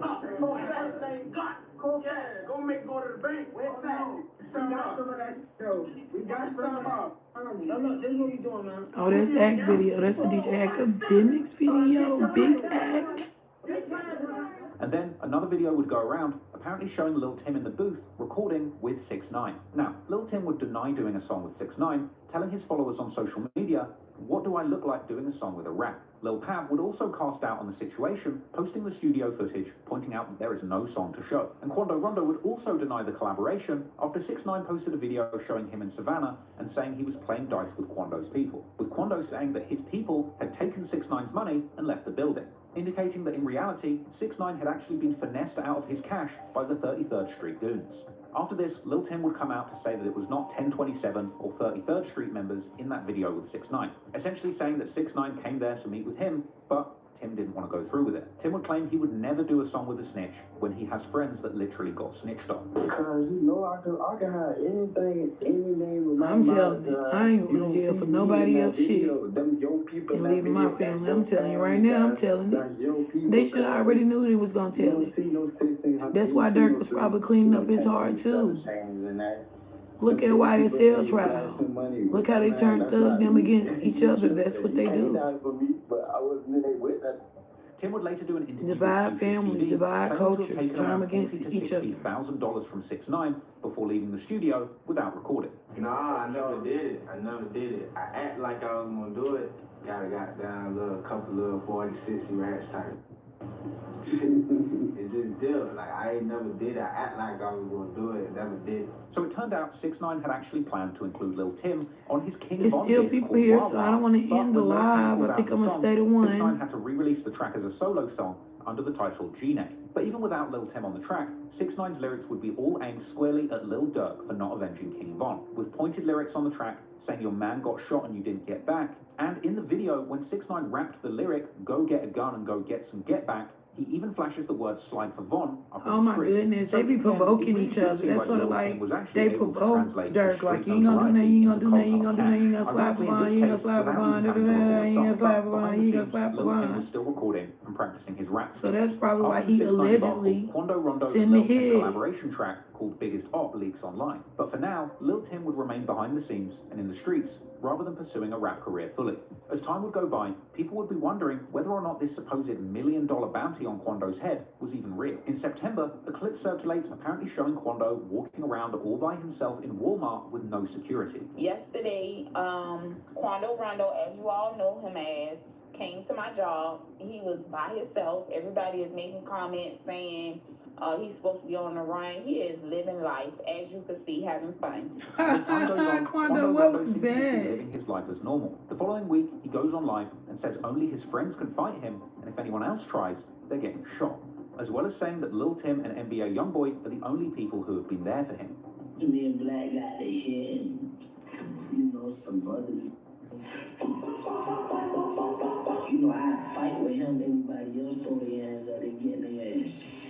But then, feel me, Lil Tim, the little top.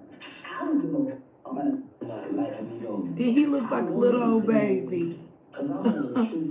Y'all trying to unalive each other. If y'all don't sit down, I'll whoop y'all ass. Unfortunately for Where y'all mama? Get the bill. troubles with the law were far from over. Sometime at the end of 2021, Lil Tim gets into a high-speed chase with the cops, eventually getting himself arrested, with NBA Ben 10 saying free Tim and showing that he's saved in his phone as Big Tim. Lil Tim would abruptly stop tweeting on September the 18th, 2021, with one of his last tweets saying that he knows people that carry guns just to get caught with it rather than shoot. With Tim later telling that he wasn't driving the car, but he still got charged and spent around a month behind bars as a result. In the I wasn't even driving though. watching chat. I was in the car. We were trying to get down to the bottom of why Dirk would unallegedly. I did like a month. Lil Tim briefly in jail. Unallegedly, out here walking around yeah, Walmart with no security. Allegedly, when somebody is going to slide for Von, send people intensely. to unalive Quando and hit his cousin's head. So we were trying to figure out what the beef was about. So we went down the rabbit hole. Big Duck, I love Mama Duck. See, that's what I'm saying. I love everybody. I can't after Lil pick Tim a side. got Von on November the 6th, is on Instagram Live getting trolled by fans who asked him right to his face when he's going to slide on Lil Tim. Hey, don't say no, bro. On God, Muwap, they got Muwap. They got Muwap. Them for allegedly killing Duck. Well, ain't no allegedly, they did it. They got found guilty. I don't gotta say allegedly for them. My brother just messed it up for everybody. Eventually, after all of this talk of sliding, y'all messed it up for everybody. Got y'all out the hood, got y'all careers, and that's what y'all want to do. Fucking dummies. I want to whoop y'all ass with a belt. On October the 8th, 2021, Lil Durk would rap on the Who Wants Smoke remix with Nardo Wick, saying that people keep trolling him saying slide for Von, but he's already got back. People just don't know it. As well as rapping that people die pumping gas, a possible reference to the shooting of Quando at the gas station earlier that year. It seemed that Lil Durk was trying to quash the slide for Von trend by hinting to the world that he had in fact already slid. This song was followed a week later by Lil Durk's new song titled Pissed Me Off, a track where he raps that since he lost Von, he can't be happy until they even score. And rapping, perhaps self-referentially, that if you're not a shooter, you should at least put up money for the guns, a stolen car, and the bail. Durk would rap a warning, saying that somebody mentioned his friend on Live, but they can't laugh now. Likely another reference to Quando mocking Von's death on IG Live, and suggesting that Quando isn't laughing after the shooting in Georgia. Durk would go on to mock people in different states for acting like they're from Chicago, a likely reference to how Quando and his goons all posted up with guns on camera following the cancellation of his first show after Von's death. Ultimately, this slide for Von meme was incredibly destructive. Whether or not it contributed to the violence, or simply just baited Lil Durk into incriminating himself and rapping lyrics that could tie him to crimes just to save face, what was clear is that the danger was real, and the supposed $1 million on Quando. Poor little Andy, It's a new season in Charlotte. We are on they're the saying forefront the of the difference future, and is we need a governor who will move we us don't forward. put these people in our Josh business. It is about fighting for every person, creating opportunity for every person, and tapping the potential of every person. John, you still there? Because Miss Maria gone. Y'all want to watch something else? If y'all, because we know what happened now. So if y'all want to go somewhere else, you can. Charlotte, vote early now, or vote November 5th. So we chatted and watched about Diddy. We chatted and watched about At University Volvo Dirk on North Tryon Street, and Quando. we have the best offers for you. Get the XC90 with up to $12,000. If you want to watch something else, drop it in the chat. Drop it in the chat. If you want to watch something else, drop it in the chat. I think we talked about every subject except for and from election. Here, sadly, this deadly feud would continue to play out on both the streets and in rap songs, with these murderous, vengeance-themed anthems captivating rap fans all over the world and the Billboard charts. Lil Durk is one of the most successful rappers in the game right now, but that doesn't mean it has been an easy journey for him. Tomorrow, in fact, we ain't talking about Diddy all day. Tomorrow on Sunday, we are not talking about Diddy and Dirk all day. Lil Durk's road to the top has been paved with tragedy after tragedy. He has lost no less than 30 friends to the streets in the course of his come up. In fact, so many people close to Lil Durk lost their lives during his come up that many people believe that he is actually cursed, a theory which I broke down at length in my video on the dead deadly curse that Lil Durk can't escape. Go and watch that if you want some extra background. But the saddest thing is, the tragic losses that Lil Durk endured on his road to the top didn't seem to end. And even whilst dominating the rap game, Lil Durk unfortunately has suffered numerous personal tragedies during the peak of his career. I'm sure you'll be painfully aware that in November of 2020, Lil Durk's day one homie from O Block, King Von, tragically lost his life in a shooting outside of an Atlanta nightclub. Durk was so close to Von that he would regularly call himself Von's twin, or if the crimes that they were accused of whilst Von was alive or anything to go by, then perhaps Evil Twin is a more appropriate title. But that wasn't the only major loss that Lil Durk endured during his glory years at the top of the rap game, because in June 2021, Lil Durk's own blood brother That's what makes them like that. Oh yeah, D-Thing. Yet another senseless shooting outside of a nightclub. Now, this is Club O in Chicago, where Lil Durk's brother D-Thing allegedly lost his life. And I'm not going to lie to you, I don't think I would try my chances at partying Club O, frankly. It looks a bit scary. Apparently, multiple shots were fired from multiple weapons after an altercation when even a police officer was hit in the thigh, and the unfortunate ending being Lil Durk's 32-year-old. Who all we got locked up? Wait a minute, I'm going to have to come back around now. Because who we all got locked up? We got YM Melly, Pooh Shiesty, now Durk, Young Boy. Who else? YM Melly, Young Boy, Lucci, Thug. Baby, the culture is doing bad. The culture is doing bad, and it's the cops. You gotta be kidding me. You gotta be kidding me. Now that I sit here and think about it, like, you gotta be kidding me. Look how many they got. We're gonna go back to the video, and we're gonna go to another video after we finish hearing what Trap Lord got to say. But look, they got Young Boy. They got Lucci. They got Thug. They got Durk. They got Pooh Shiesty. They got the little light-skinned boy,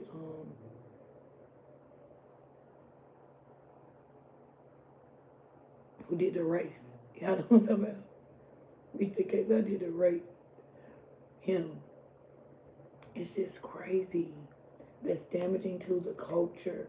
That's damaging to our people. I'm not going to say black people.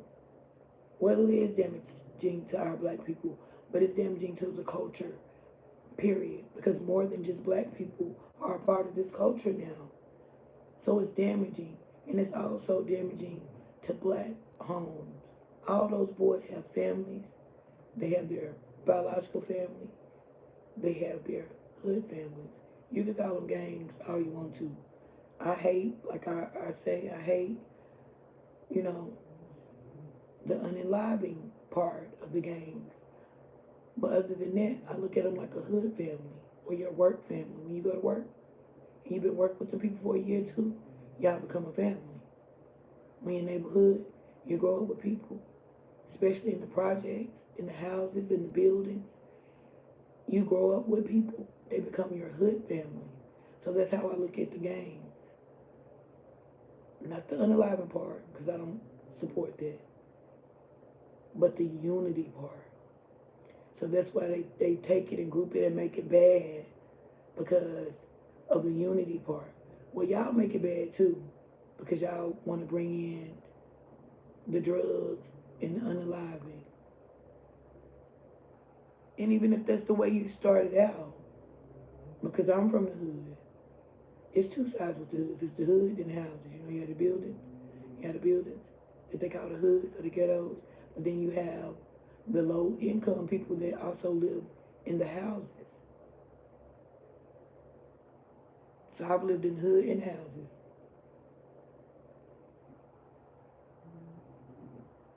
And that's just my opinion. We're gonna get back to the video, but I had to say that when it comes to games. And I had to say that because that's what's so upsetting to me. So many people want that chance to change it for their family, to change it for their friends, to change it for their hood families, to change it for their communities. And y'all get it, and y'all blow it, and y'all know that they got these hip-hop police and these people that just watch social media that's designed and targeted to do that, to watch everything you do. So I'm saying, even if you came from that that culture, even if you got to live like that. You know, because I ain't knocking it. I don't did everything. I don't hustle. I never been a scammer. I never beat nobody like that. Like, you know, they scam people, name and cars and identity and stuff. I never did that. But hustle, I've hustled really hard. I had to trick somebody out some money. Me and folks, I've had to do that because I've had 4 kids. And I've been a teen mom who didn't come from money. I'm not rich. I'm not rich like Kamala commercials say. I'm not rich. I'm not rich. And nor do I want to be. I just want to be financially stable. Let me be wealthy in my health. Let me be wealthy in my community. Let me be wealthy in my works.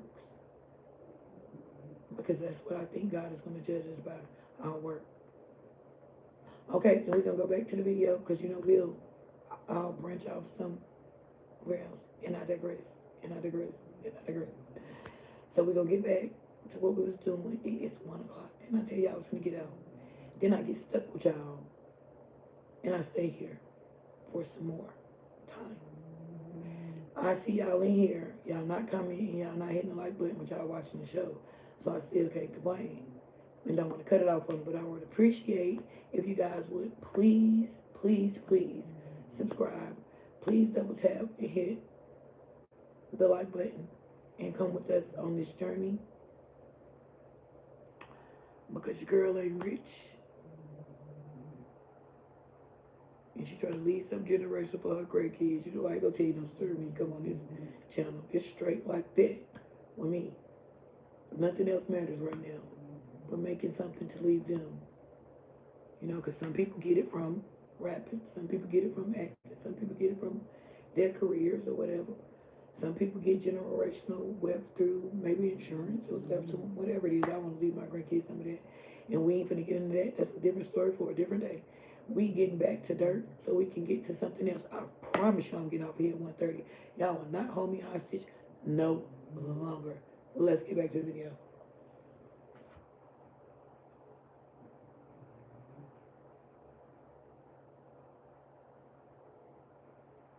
Brother being shot in the head and losing his life. In the aftermath of D-Thang's death, a lot of internet detectives over on Reddit Chiracology took to their keyboards to give their opinion on the most recent life loss to Chicago's gang violence. RIP to him, someone with that much status should not be caught clubbing in Chicago unless it's when they're doing a show. No disrespect, but being at Club O is nasty as F. For Dirk to be dropping the biggest album of his career and his brother is kicking it at a hood-ass strip club is wild. Harvey is the hood. That area is kind of industrial, but it's still the hood. Can't believe that he was there. I seen a bitch give birth at Club O on the dance floor. A very sad story, but perhaps even sadder than she the done many dropped the losses baby that on the floor. They said drop it. She dropped the during baby. his career I'm are done. the trolls that crawl out of the woodwork to mock Lil Durk when he's going through one of his darkest moments. Not long after King Von lost his life, in response to a post on Instagram where Lil Durk mourned the loss of his musical twin King Von, 6ix9ine jumped in with the offensive reply, referring also to Lil Durk's deceased cousin Newski, saying, Newski, now Von, and you still rapping? Go pick up a gun. But if you thought that was bad, in the aftermath of Durk's own blood brother losing his life, 6ix9ine had this to say: time to smoke a new pack. It's like every week. I didn't even finish enjoying smoking Von yet. You're dying too fast. Even going as far as to comment on one of Academics' pages, quoting a Lil Durk lyric, saying, tell the truth about your gang, man, you really dying. And even go as far as to repeat lyrics from King Von's collaboration track with Fabio Foreign, where King Von says, if he should die, I'm boosting the murder rate because my brother's gone slide every day. With 6ix9ine frequently bringing up these lyrics where King Von claims that if anybody killed him, his crew would relentlessly stalk his killer, questioning why Lil Durk has not avenged his friends.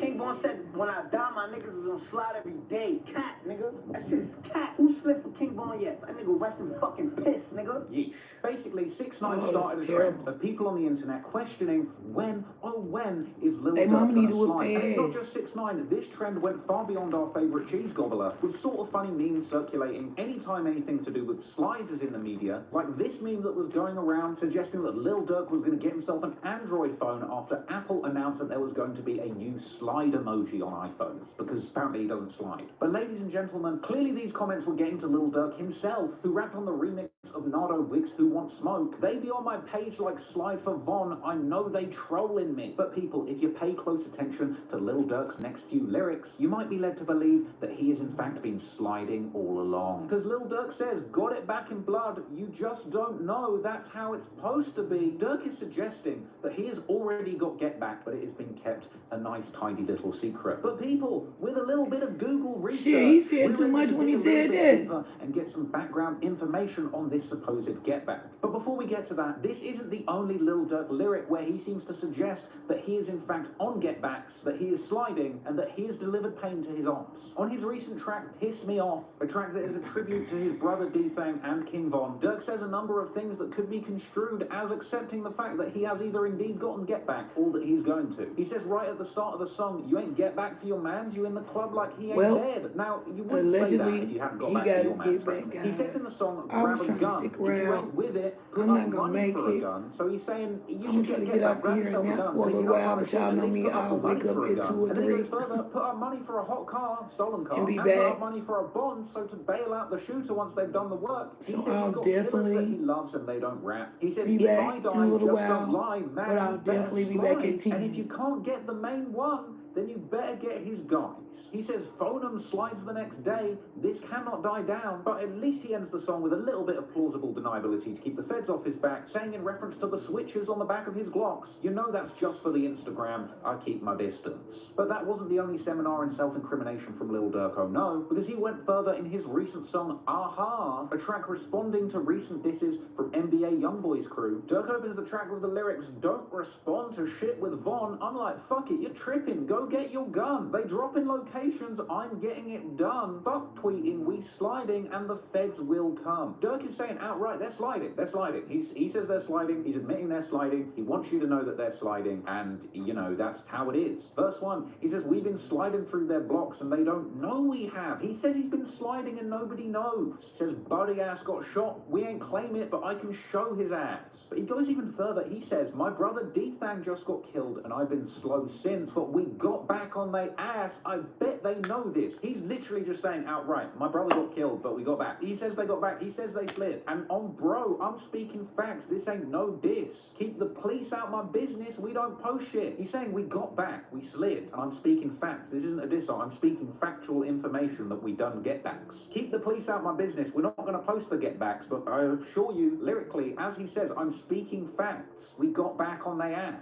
He ends the verse by saying, they're like Durk, his ass is singing, he won't post shit. He's basically y'all doing tell like it on big y'all time damn impression, saying, self. oh, people think Lil Y'all Durk know is it's the singing, hip hop police. And he says, you How? can believe whatever you want, I got your They folks can- hit. He's saying, believe Young that, but 20s, we did the hit. So, what are these early get backs 30s, that Lil Durk is still supposedly dumb. claiming? Quando Rondo is, of course, the man that King Von was trying to fight on the night that he was killed, ultimately being shot dead by a man in Quando Rondo's entourage named Lil Tim. Back in May 2021, Quando Rondo played a show in Georgia to a very small crowd, a Smoke Perp-esque performance. But respect to Quando Rondo for still getting on the stage knowing that half of Chicago wants to kill him, and him and his crew would be seen posted up at a gas station on social media, apparently ready for all the smoke. I ain't gonna lie, man, my show is really deeper than this, but I know a nigga got a lot of shit going on. Now, it would later emerge that following this not sold out show, that Quando and his team were indeed targeted in a shooting at a convenience store near the venue, with TMZ reporting that one man in Quando's entourage was indeed wounded in the shooting, with cops believing the shooter opened fire from across the road as Quando and his crew were in a parking lot at a convenience store. Police said they're not aware of any bullets hitting Quando because he had fled the scene by the time cops arrived, but he was indeed in the parking lot before the shooting, with one man in Quando's group being shot in the hand and receiving treatment at a local hospital. With a group of black disciples, that's the same Chicago gang that Lil Durk is affiliated with, from Quando State in Georgia, seemingly taking responsibility for the shooting a few months later. With this post doing the rounds on social media, with a Georgia BD that's apparently close with Lil Durk's OTF crew claiming the shooting,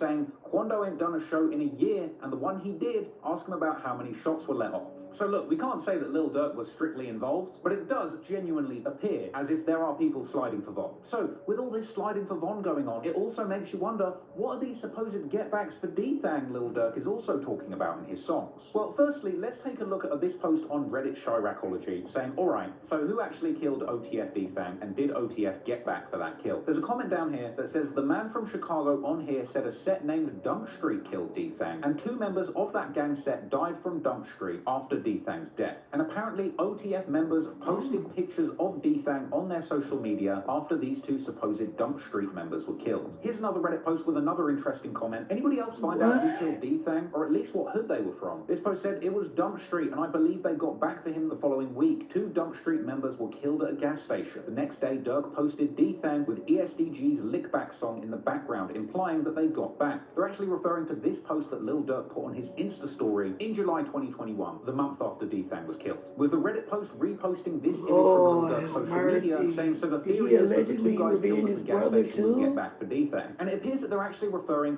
to this killing. 2 men fatally shot outside of a West Inglewood gas station. According to Chicago police, 2 men were shot and killed in the parking lot of a West Inglewood gas station on Saturday afternoon, with the 2 victims found at the gas station on the 6100 block of South Ashland Avenue at approximately 3 p.m. when a dark-colored vehicle pulled up and an unknown person inside the vehicle fired shots, striking both victims. One victim, a 33-year-old man, was shot in the chest and transported to the University of Chicago Medical Center, where he was pronounced dead, and the second man, who was 20 years old, died at the scene. No arrests have been made. Now, there's also been a lot of speculation in these comments that the people that lost their lives were actually just friends or affiliates of D-Thang's killers, with this seemingly referenced in Lil Durk's own lyrics, where he says, on the track Pissed Me Off, if you can't get the main one, then you better get his guys. But to make things even more scary, apparently there's also an alternate ending to the track Pissed Me Off, which I probably can't play you on YouTube because of copyright issues, where Durk basically says that nobody hears about his get-backs because people don't know about it, and I you can swear find they've it been out on the striking me news for rather the than woodest music in addition to that, in the background. I didn't even understand that part. I'm a new YouTuber and growing. How y'all expect me to? Like this post, if you go in the store, they paying you strike for that. If they in the restaurant, the restaurant music strike for that. Well, damn. For you, broski, long live D. And just in case things weren't obvious enough, it says 17 people in the watching chat. 17 people in the watching chat. Thank you. Can you please hit the like button? Can you please subscribe? Can you please become a member of the Rebel Gang? This is our new thing we're doing, live in chat, watch in chat. So please join us. I'm a little sleepy. And I'm supposed to be up here, but the people keep pushing me to stay. Okay. To move safe. But even before the feud with King Von, Lil Durk, and his OTF collective, Quando Rondo had other people that would have wanted to see him dead too. A longtime member of Savannah, Georgia's Rollin' 60s Crips, with local set only the...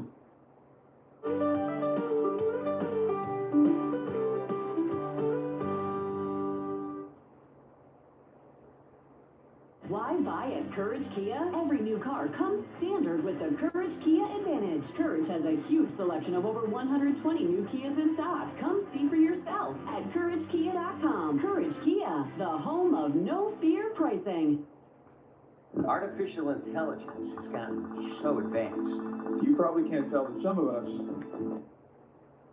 of having deep ties to the streets and years of history catching serious charges, there was numerous groups and gangs from his native city that might have had it out for him. One such example was the crew known as SAK, or the Section 8 Kids, who was still hating on Quando Rondo and his crew. Only the mob, OTM, sometimes referred to as JOG or Jump Out Gang or 1027, Quando's crew were an enormous target for numerous people. And just like Lil Durk from Chicago, Quando Rondo's ops from Savannah would use music as an attempt to get back at them. For example, in April 2022, SAK Gutter drops the song Drill Time, along with a music video that started out with him crossing out 1027 and Jump Out Gang tags on a wall. And he would rap F1027 in this song. So at this point, Quando and his team have the most dangerous gang in Chicago trying to kill him, as well as numerous ops in his own native city of Savannah also looking to take his life. But Quando didn't seem bothered. After the release of Lil Tim and his new mixtape Still Taking Risks, it appeared that Quando and Tim had no fear about being outside or speaking their minds. In April, Quando Rondo would be broadcasting his daily activities,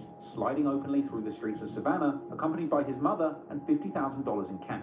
He would be mobbing with his local friends like Phoenix and Big Tim, seemingly with an army of people watching his back throughout the area. Yeah, fire around stuck with Mon Deuce today. 50 on me. Hey, y'all boys, I'm about to go in the store. Be on the lookout. Alright. Okay, Troy. What's going on? Why around my dude stuck in the day? Why? My dudes, I got my little around and shit. Hey, Phoenix, watch my car, cuz. Yeah, I watch. What's Marvin love, huh? What's going on?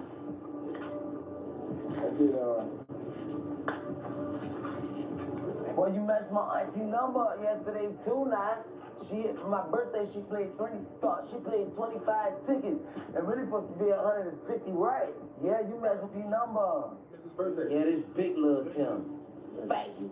In this live, Quando is behaving like he truly runs the city, even proceeding to smoke a cigarette on live inside of the convenience store. At one point, Quando actually starts winning at a game, even calling up Lil Tim in the store, saying that he's up big money. Call Lil Tim. I need something. Call Lil Tim. Call Lil Tim, big plate. Big plate. Call Lil Tim. Call Lil Tim, we up. Call Lil Tim. Ooh. Damn, Siri, call Lil Tim. He getting on my nerves. White day. Call Lil Tim. Why you ain't calling me? No, you're not. Yeah. I'm in that hitting, baby. Check me out. Yes, sir. Yes, sir. Big play, what is doing? What I hit for? Hi guys. We have about a long, maybe 2 hours. However long we've been over here, we had a good chat. We got some new rebels. We learned some new things. But your girl is tired. I've been in that baby shower. I was already hoarse. I'm ready to have my grandkids. So I'm tired. I'm going to take me a little nap, but I always still see me wake up between 3 and 5 and then go back to sleep. So if I wake up, if you guys just got up or you're in another country, because in the United States it is 1:11. So if you're in another country, I'm going to try to come back between 3 and 5, but I'll definitely be back in the morning at 10. And I just want to say thank you for sticking with me through my watch and chat, and I love you guys. I appreciate all your interactions and comments. Like I said, I'm a small channel, just trying to make it out. And I just thank y'all. Please subscribe and hit the like button and join us tomorrow for our next watch and chat. God bless you, and I love you. You're greatly appreciated. Thank you. It's your girl, the Rebel.